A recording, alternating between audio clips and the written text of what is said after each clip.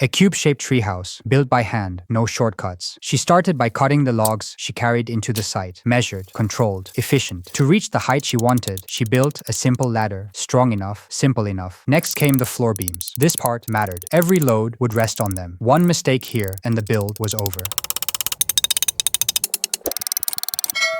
She planned a cube-shaped treehouse, so the main frame followed that logic. Straight lines, clean angles, no traditional curves. Each log was fixed carefully.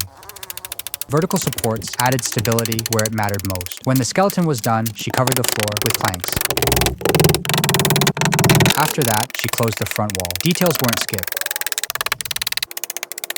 She also built a folding ladder, tucked neatly out of the way. Practical. The rest of the exterior was wrapped with bamboo slats. Insulation layered over them. More strips on top to lock everything in. Inside, she added a wooden bed, then installed a portable stove. Now think about it. Would you live in this cube?